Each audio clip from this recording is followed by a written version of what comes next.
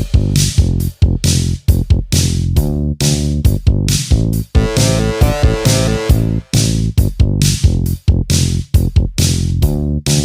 morning folks, welcome back to my channel, and today we'll be learning how to do carb setting on Rajdoot, and along with that we'll also be learning why and actually how a carburetor works and what's its actual need is. So before we go ahead with explaining the cleaning process of the carburetor on this one and setting the carburetor on this particular bike, we'll not really be messing with the fuel injection technology of that particular bike because that's not the topic of discussion today. We'll be covering fuel injection and various types of it later on. Let's take a look at a basic sketch that I have prepared for you guys. That's a basic engine. It's a 4-stroke. You can see the valves over here. So what happens is, like, whenever the inlet valve is opened, as the piston goes down, there is a pressure drop, and that's why the air is sucked in from this direction. It goes in from this particular direction. As the air crosses this particular area, the pressure drops, and as a result the liquid from this particular chamber is lifted up, and that mixes with air and it gets inside the combustion chamber. That's how it works. It's based upon Bernoulli's principle, and this is a very simplified diagram which is very much like a Venturi tube. So that's how it is atomized. Now before going ahead any further, let's discuss why we actually need a carburetor. Basically, a carburetor mixes fuel with air, and as you all are aware of, without the presence of air or oxygen to be precise, it's very difficult or it's almost impossible to burn any kind of fuel. And that's the reason that we need certain contraption which is going to be used as a mixing agent for the fuel along with air. In this particular case, it's not vaporizing. Keep that in mind. It's not vaporizing. It's simply atomizing the fuel with air, and that happens something like the insecticide spray device that you would have in your home, or for that matter you would have seen that Baygon spray, right? It works like that. Now that the theory class is over, let's hit the laboratory. In this particular video, I plan to do a cleanup job on that particular carburetor, that particular bike's carburetor to be precise, and then the tune-up of this carburetor was planned. But since most of you have already requested for a tune-up video of Rajdoot's carburetor, so I'll be doing it right away. Before learning how to tune the carburetor, let's learn how to diagnose if there is a problem or not. And that is very simple in case of carb tuning. What you have to do is you have to take out the spark plug, and then you have to check if there is a deposition like this. If the deposition is like this, then it's a clear sign that your engine is running rich like mine and your carburetor needs to be set properly. Before going ahead with the setting of the carburetor, or for that matter tuning the carburetor, you must be cleaning the spark plug first. So let's clean it first and then get back to the job. It's all nice and clean now, so we'll simply be installing it. Meet Goli. She sometimes likes to fix the bike for me. Okay, so install the spark plug properly.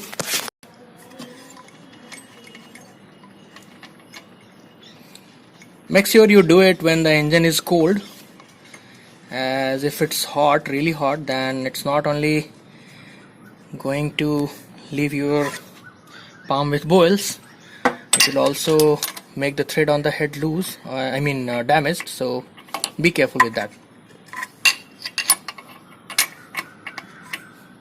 Next, in case of Rajdoot, you can still access, specifically if you have the RD175 or for that matter XLT.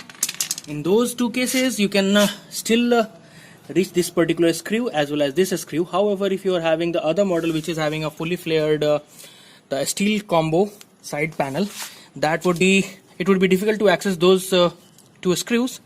So for those people who are having that kind of panel, I'm removing this side panel for the ease of recording the video.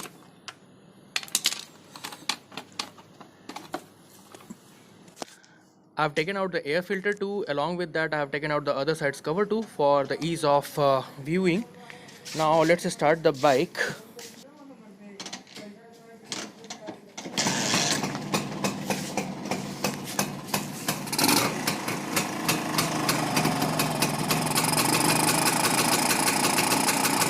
The RPM will increase. You have to make it so.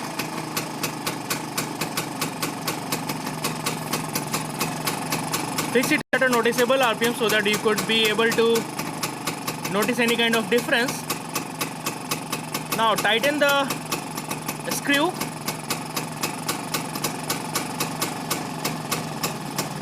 The RPM will subsequently drop.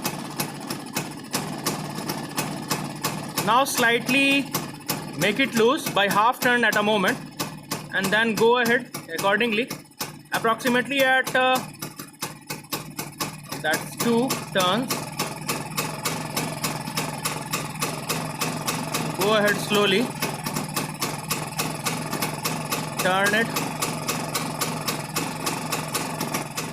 Hear that? Pay attention.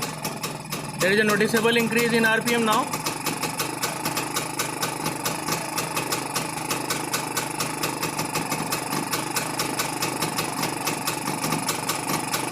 At this particular point you have to be very careful, and you have to go ahead slowly, almost like a quarter turn at a time.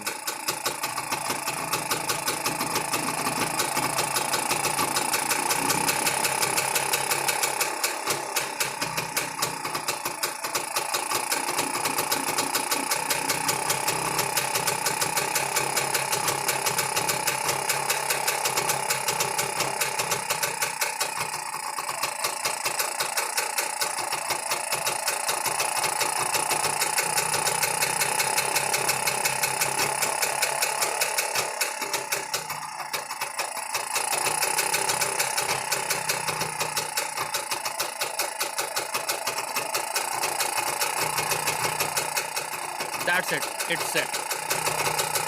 Now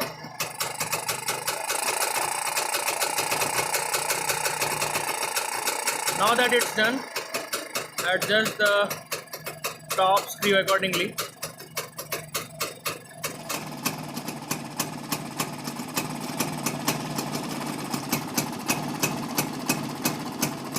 It will soon be dropping its RPM, and set it at a point where you are comfortable with the idling speed of the engine.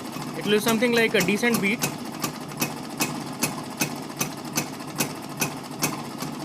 Adjust it a bit.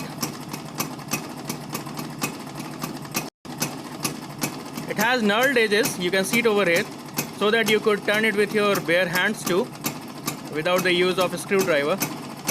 That's it. A little more. That's it, I guess. That's how it's done, folks.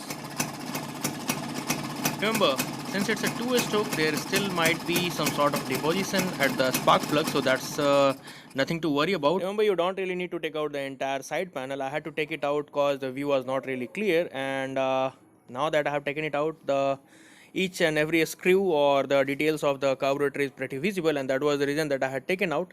In your case, you may not take out the cover, you may do so. So the basic step is like you have to tighten the screw first, then you have to loose it in steps, and then you have to tighten the larger knurled screw so that you could attain a target RPM or the idling RPM which is desirable.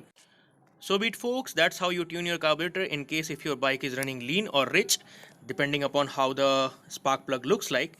And yes, thanks to all of you, those of you who have asked for this particular video to be done, as I have learned a lot, and basically I have learned how to do it on my own, as previous to this I was getting it done from the mechanic. So thanks to all of you. Let's assemble it back.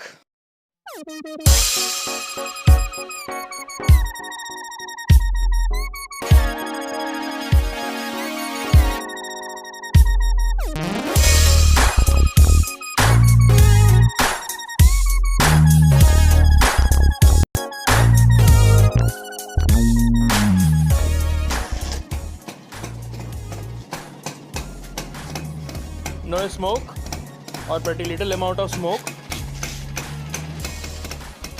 See, a very less amount of residue. I like it. I like doing things on my own. Makes you really happy.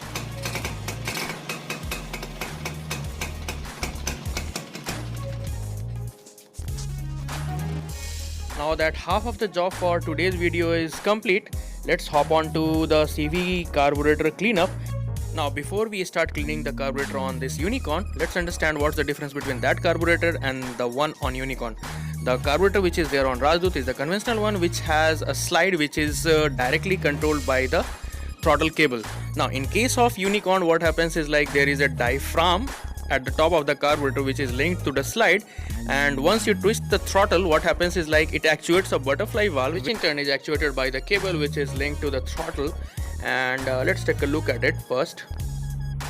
So that's the cam which is actually linked to the butterfly valve, and once it's opened, what happens is like the pressure drop which is there inside the chamber, that is felt by the top of the diaphragm and thereby lifting the slide or dropping it. And that's how the fuel and air mixture is controlled in the CV carburetor. So we'll be seeing about the CV carburetor in the next video, in which we'll also be explaining how the CV carburetor works, and that will be explained with a schematic diagram too. So stay tuned for more. Till the next video, build it, ride it.